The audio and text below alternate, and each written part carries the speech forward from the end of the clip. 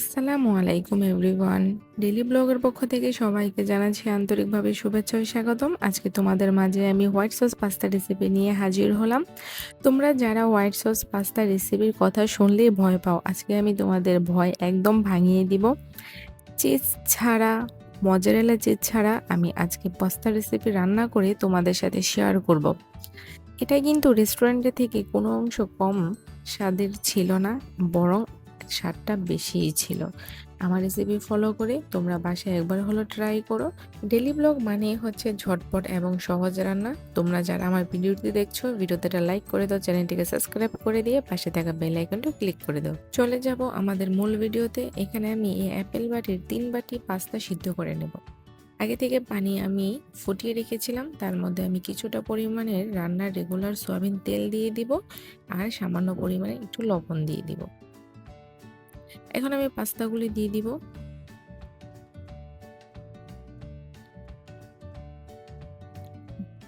ভালো করে নেড়েচেড়ে আমি 10 মিনিটের জন্য এটাকে ঢেকে সিদ্ধ করে নেব। 10 মিনিট পর আমার কিন্তু পাস্তা একদম সিদ্ধ হয়ে গিয়েছে। এখন আমি একটি ছাঁকনির সাহায্যে একটি বাটিতে পাস্তাগুলো উঠিয়ে রেখে দিব। পাস্তাগুলো এক সাইডে রেখে দিয়ে আমি চলে যাব এখন মাংসটা ম্যারিনেট করার জন্য। এখানে আমি 1 কাপ মুরগির মাংস নিয়ে নিয়েছি। মুরগির যে বুকের বেস্ট পিসটা ছিল সেখান থেকে আমি মাংস কিপ করে কেটে নিয়েছি। দিয়ে দিব 1 চামচ আদা রসুন বাটা, 1 চামচ সয়া সস, দিয়ে দিব আমি এখানে হাফ চা চামচের মতো লাল মরিচের গুঁড়ো, ভাজা জিরে গুঁড়ো দিয়ে দিব হাফ চা চামচ। তারপর আমি এখানে দিয়ে দিব স্বাদ মতো লবণ। সবগুলো এখন আমি ভালো করে মাখিয়ে 5 মিনিটের জন্য রেস্টে রেখে দিব। তোমরা চাইলে 1 ঘন্টা আগেও এটা মাখিয়ে রেখে দিতে পারো। চলে যাব এটা ভাজার জন্য।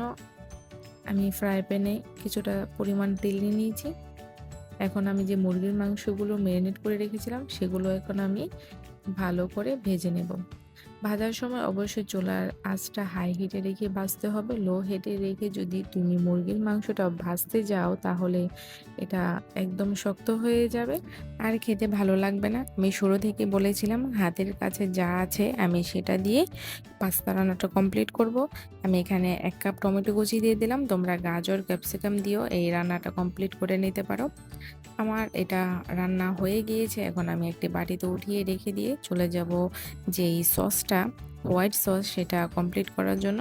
এখানে আমি 2 চামচের মতো বাটার নিয়ে নিলাম। তোমাদের হাতের কাছে যদি বাটার না থাকে তাহলে রান্নার রেগুলার তেল বা ঘি দিয়েও তোমরা এটা করে নিতে পারো। মূলত তোমাদের হাতের কাছে যা থাকবে সেটা দিয়ে তোমরা এই হোয়াইট সস তৈরি করে নিতে পারবে।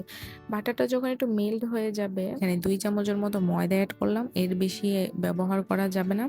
আমি এখানে জাস্ট ময়দার যে কাঁচা ভাবটা সেটা দূর করে নিব আর আমি এটা অনবরত নাড়তে থাকবো। এই পর্যায়ে কিন্তু চুলার আঁচটা একদম লোতে রেখে এই কাজটা সম্পূর্ণ করতে হবে। তারপরে আমি এখানে আগে থেকে জাল করে রাখা 1 কাপ গরুর দুধ আমি এখানে ব্যবহার করলাম। তারপর আমি আলতো হাতে সবগুলো উপকরণ মিশিয়ে নিব। তারপরে দিয়ে দিব হাফ চামচের মতো চিলি ফ্লেক্স। তারপর আমি অনবরত এটাকে নেড়ে চেড়ে সবগুলো উপকরণ ভালোভাবে মিশিয়ে নিব। তোমরা কিন্তু চাইলে এটা আটা দিয়েও করে নিতে পারো। তারপর আমি এখানে দিয়ে দিলাম স্বাদ মতো লবণ আর দিয়ে দিলাম সাদা যে গোলমরিচটা সেটা গুঁড়ো দিলাম আমি এখানে হাফ চা চামচ। তোমরা কিন্তু কালো গোলমরিচ দিয়েও এটা রান্না করে নিতে পারো। তারপর আমি এখানে ব্যবহার করলাম 1 চামচ চিনি। চিনি দেওয়াতে কিন্তু সসের টেস্টটা আরও দ্বিগুণ হয়ে যায়। তারপর আমি এখানে ব্যবহার করব আগে থেকে যে চিকেনটা আমি ভেজে রেখেছিলাম সেটা আমি এখানে ব্যবহার করব। সবগুলো উপকরণ এখন আমি একটু ভালো করে মিক্স করে নিব। এই পর্যায়ে আমি দিয়ে দিব 2 টেবিল চামচ গুঁড়া দুধ। এটা আমি বলেছিলাম কম খরচে রান্না করব, সেই জন্য আমি এখানে চিজ বা মজারেলা চিজ কিছুই ইউজ করিনি, শুধু 2 টেবিল চামচ গুঁড়া দুধ আমি এখানে ব্যবহার করেছি। তারপরে এখানে আমি দিয়ে দিলাম কাঁচামরিচ। এটা জাস্ট দেখার সৌন্দর্যে, এটা তোমরা চাইলে দিতে পারো, না হয় স্কিপ করে নিও। আগে থেকে যে পাস্তাগুলো সিদ্ধ করে রেখেছিলাম সেগুলো আমি এখন সসের মধ্যে দিয়ে দিলাম আর ভালো করে নেড়ে চেড়ে 2 মিনিটের মতো আমি একটু নেড়ে চেড়ে সসের সাথে আমি পাস্তাগুলো মিক্স করে নিব। আর আমার কিন্তু এখানে একদম মিক্স করা কমপ্লিট। দেখো কতটা জুসি এবং ক্রিমি একটা ভাব চলে আসছে, দেখতে কতটা লোভনীয় লাগছে।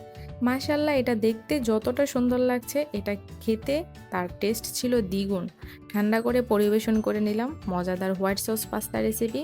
সবাই যেন রান্না করে খেতে পারে সেই কথা মাথায় রেখে আমি একদম কম খরচে এবং অল্প সময় এটা রান্না করে তোমাদের সাথে শেয়ার করলাম।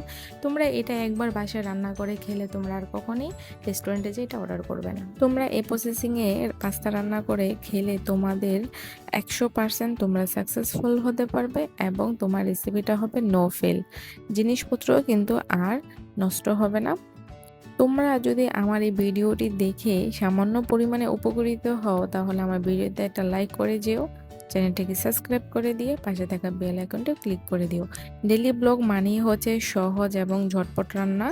আমি যতটা পারি তোমাদের সাথে সহজ এবং ঝটপট রেসিপি শেয়ার করি। কম খরচে এত মজাদার একটি হোয়াইট সস পাস্তা রেসিপি তোমরা যাকে খাওয়াবে সেই তোমার প্রশংসা পঞ্চমুখ করবে।